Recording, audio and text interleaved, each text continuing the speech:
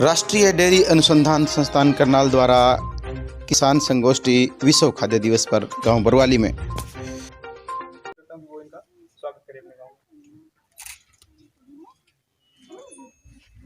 मैं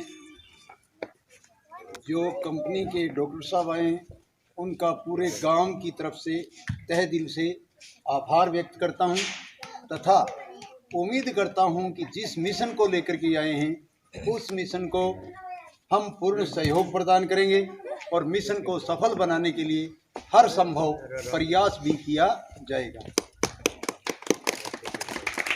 दूसरी बात यह है कि देखो, ये जो पूरी तो मुझे तो जानकारी नहीं है अभी, क्योंकि कल ही मेरे को थोड़ी सी सूचना मिली थी। अपने गांव के जो वैज्ञानिक हैं, डॉक्टर हैं, जिन्होंने एग्रीकल्चर से एमएससी पीएचडी कर रखी है, उनका भी मैं आभार व्यक्त करूंगा कि उन्होंने गांव के बारे में सोच करके गांव के लिए योजना लाए हैं। मेरे साथी डॉक्टर राकेश कुमार और डॉक्टर सुनील कुमार जो आपके गांव के हैं और एक बहुत अच्छा होनहार ये मतलब विद्यार्थी रहा हमारा, तो मैं इसका गाइड रहा हूँ और वे कोई डॉक्टर हो गया जल्दी। और अभी एक आप लोगों के लिए इसकी एक इच्छा थी कि एक प्रोजेक्ट इस गांव में, आपके गांव में चले। तो जैसे सरपंच साहब ने कहा ने कि ये गरीब लोगों के लिए होना चाहिए, तो अब एक प्रोजेक्ट भारत सरकार की एक योजना चल रही है जो एससी और एसपी एक प्रोजेक्ट है, उसके तहत तो उसमें आपको जो कृषि से संबंधित और पशुओं से संबंधित जो भी आपकी जो समस्याएं हैं, उन समस्याओं का हम समाधान करने की कोशिश करेंगे। तो मैं इस स्कीम के अंदर वो तभी हम सहयोग कर पाएंगे जब आप लोग हमें सहयोग करेंगे। मतलब हम जो है, जैसे पिछले गांव में रामसरा गांव में हमने कहा कि हम इस गांव को गोद ले रहे हैं और आप हमारी गोदी में बैठोगे। जब आप गोदी में बैठोगे तो हम ये चाहते हैं कि आप गोदी से उठ के नहीं जाओगे हमारी। तो 3 साल के लिए एक योजना है और 3 साल में हम आपके साथ काम करेंगे।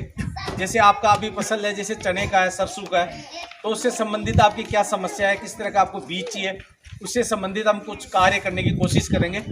और आपके विशेष तौर से पशुओं के बारे में भी समस्याएं हैं, जैसे प्रजनन से संबंधित है या पशु पोषण से संबंधित है या प्रबंधन से या बीमारियों से संबंधित है, उन सभी चीज़ों का हम समाधान करेंगे आप लोगों को। और जैसे आप लोग खेती बाड़ी करते हो, पशुपालन करते हो, आपने देखा होगा हरियाणा और राजस्थान में बहुत फर्क है। तो आप ये कोशिश क्यों नहीं करते कि हम भी हरियाणा की तरह बने? वो तभी बन सकते हो जब एक ज्ञान बहुत ज़रूरी है। और कृषि जो है, मतलब हमारा जो जितना आधुनिक ज्ञान है या जो तकनीकी ज्ञान है वो बहुत कुछ है, लेकिन फिर भी हम कर नहीं रहे और छोटी छोटी बातें हैं, तो वो बात हम आपको सिखाना चाहते हैं।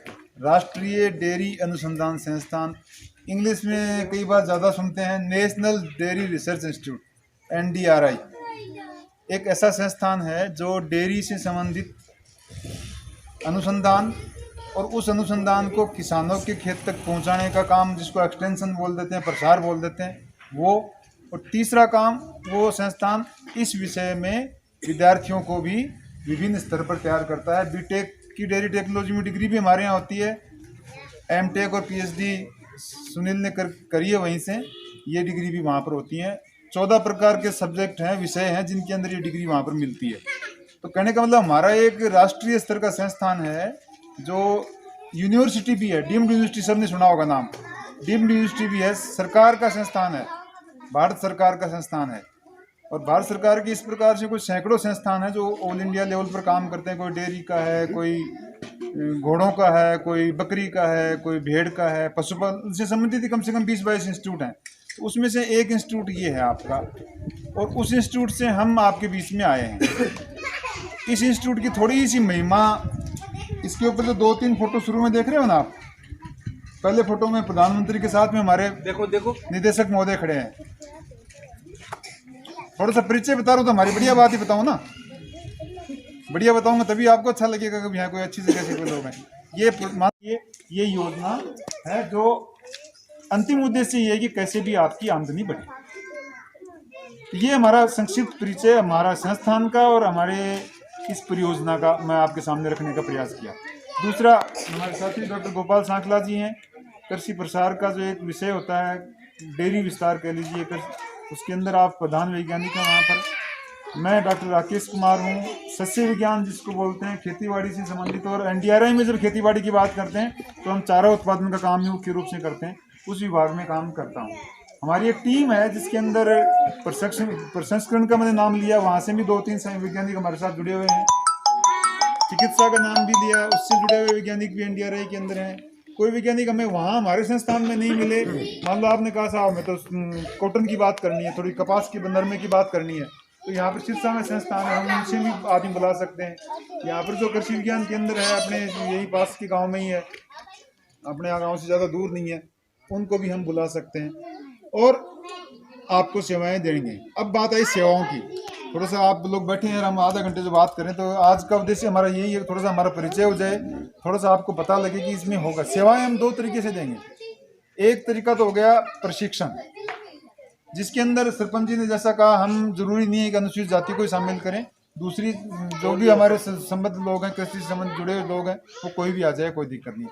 दूसरा, कुछ कई बार साधन, जब साधन मुहैया कराने की बात आएगी तब हम थोड़ा सा उसी एक ही वर्ग के ऊपर केंद्रित रहना पड़ेगा। वो हमारी सरकार की योजना के हिसाब से मजबूरी है, उस हिसाब से काम हमें करना पड़ेगा। तो बाकी लोग प्रशिक्षण के लिए आमंत्रित हैं, कोई दिक्कत नहीं है, और जो साधन है वो उन लोगों को मुहैया कराएंगे।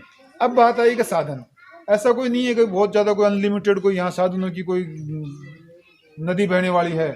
साधन इस प्रकार से होंगे, जैसे मान लो हम कहें कि साहब ये बीज, अभी डॉक्टर साहब से उदाहरण दे रहे थे कि ये बीज बढ़िया है, तो हमने 10-50 सैंपल यहाँ लाए, उसका काम करवाया, वो काम हम अनुसूचित जाति के लोगों की यहीं करवाया, उसको देखा सबने, तो फिर 2 लोग जो सक्षम है वो कहेंगे बेटा तुम जा करनाल और ये बीज लेके आ, सुनील भाई तुम ये बीज के हमारे को भिजवा दे, कितना पैसा लग जाए। तो कई बार इस प्रकार से उसको निश्चित तौर से गांव बरवाली के गरीब किसानों का कौशल ज्ञान में होगा इजाफा इस किसान गोष्ठी से। यह रिपोर्ट आपको कैसी लगी, प्रतिक्रियाओं का इंतजार। शुक्रिया। मैं दयाराम ढील दिलेर, धन्यवाद।